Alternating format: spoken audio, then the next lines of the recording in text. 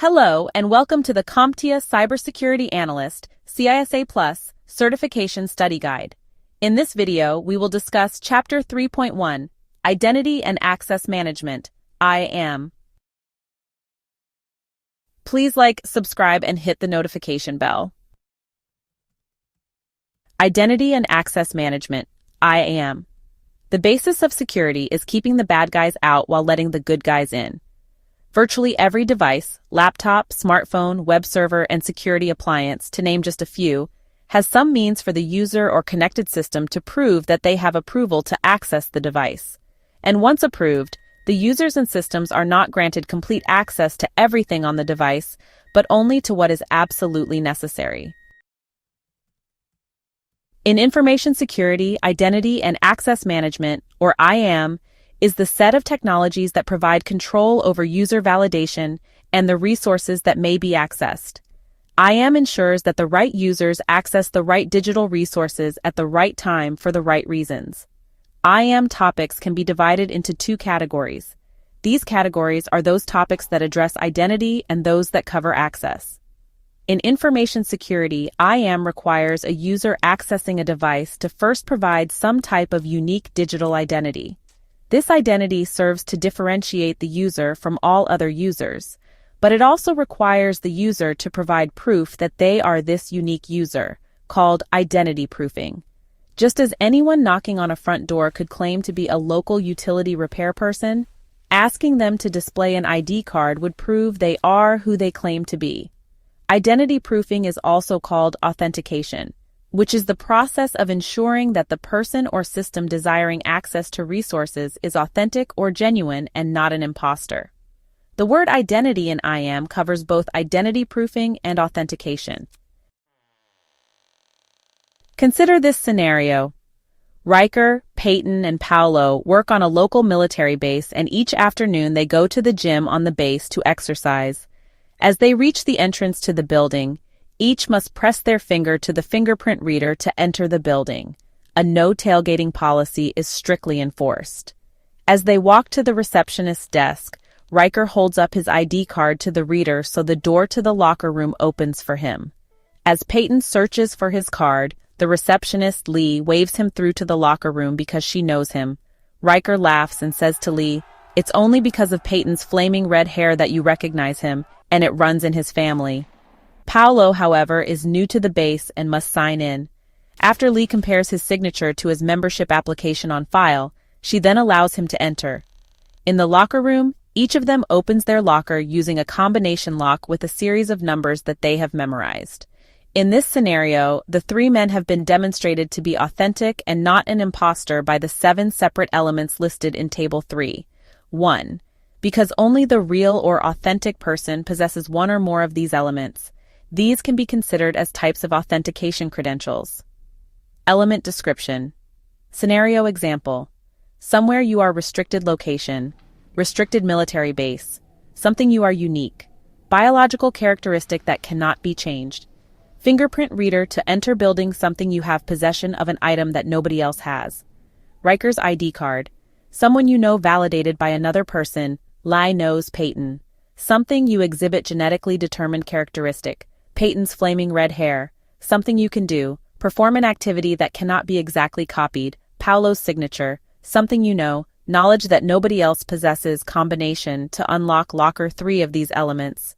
Something you know, something you have, and something you are called factors. The remaining 4, somewhere you are, something you can do, something you exhibit, and someone you know, are called attributes. The element something you exhibit is often linked to more specialized attributes than hair color in the scenario, and may even include neurological traits that can be identified by specialized medical equipment.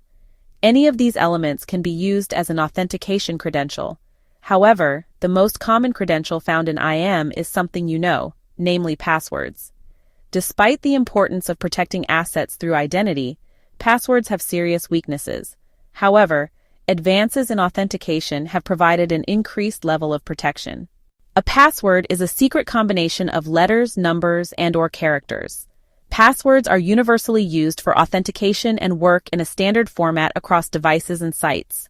The person credited with inventing the computer password, Fernando Corby Corbato, who passed away in late 2019, was a researcher for the Massachusetts Institute of Technology and worked on the Compatible Time-Sharing System, CTSS, which allowed multiple users to share computer time. He devised a way to isolate users from each other with password-protected user accounts. In his later years, Corbato lamented that passwords had become problematic. He said that the internet made logins with passwords kind of a nightmare. The strength of passwords is based on human memory. Unless tricked by social engineering to reveal a password, a user's memory is considered a secure repository for passwords. This is because human memory cannot be compromised through a vulnerability the same way in which a technology device can be compromised. However, the weakness of passwords is also based on human memory. Human beings can memorize only a limited number of items, and the longer and more complex the item, the more difficult it is to remember. Passwords place heavy loads on human memory in multiple ways. The most effective passwords are long and complex. However, these are difficult for users to memorize and then accurately recall when needed. Users must remember multiple passwords for many different accounts. Most users have accounts for different computers and mobile devices at work, school, and home, multiple email accounts, online banking, internet site accounts, and so on. According to one study, in the United States, the average number of online accounts registered to a single email address was 130. The average number of accounts per internet user is estimated to be 207. For the highest level of security, each account password should be unique, which further strains human memory. Many information security policies mandate that passwords expire after a set period of time, such as every 45-60 days, when a new one must be created.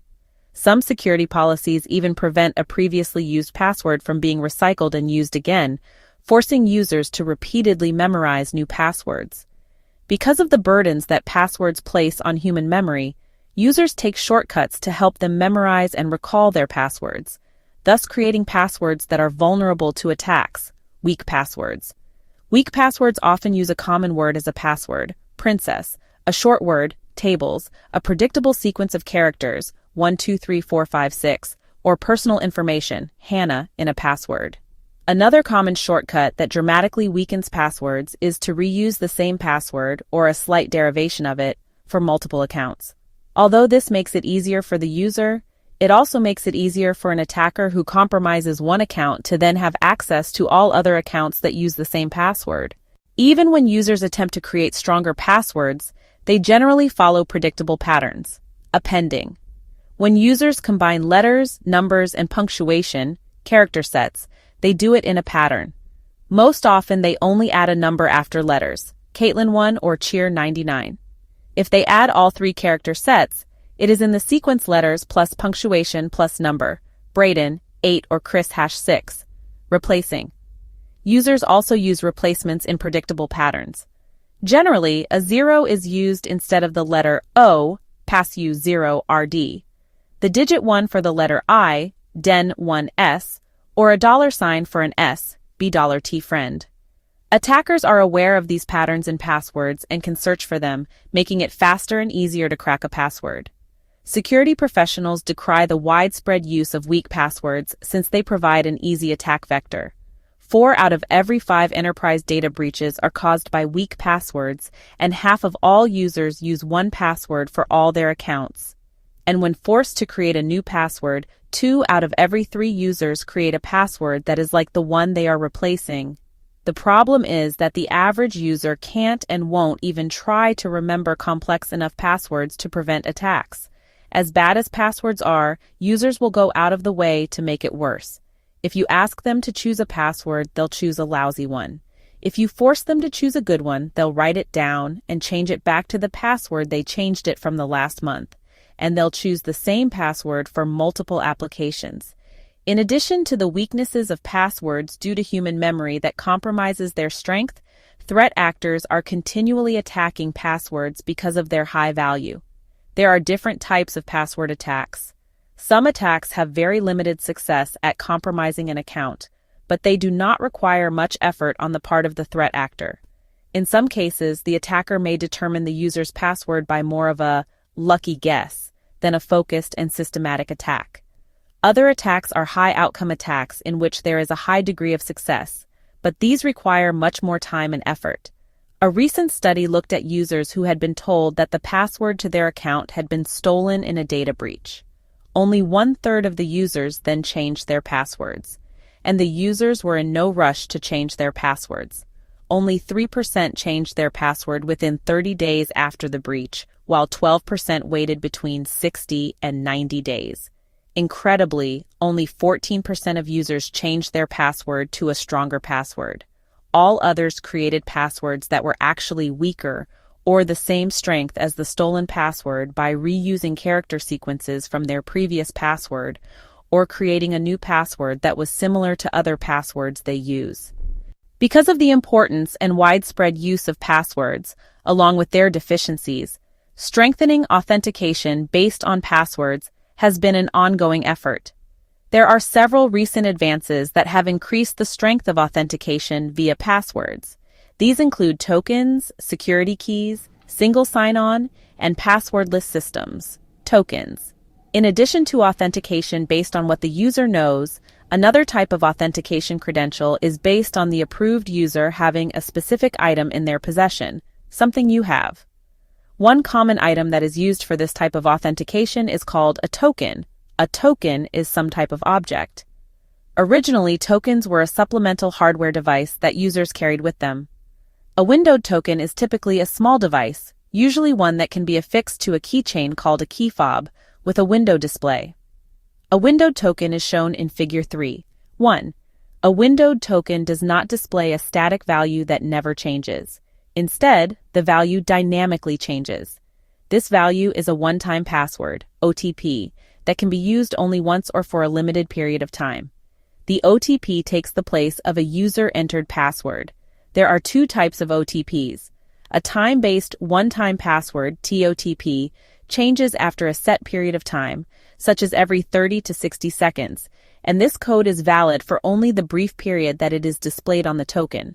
Instead of changing after a set number of seconds, a hash-based message authentication code, HMAC, OTP, HOTP, is event-driven and changes when a specific event occurs, such as when a user enters a personal identification number, PIN, on the token's keypad. If you find this video useful, please hit the like button, leave a comment, and subscribe to the channel. To see more videos like this, please click in the rectangle in the middle of your screen. To see other videos from this channel, please click the circle on the bottom right. Thanks for watching. We will see you on the next one.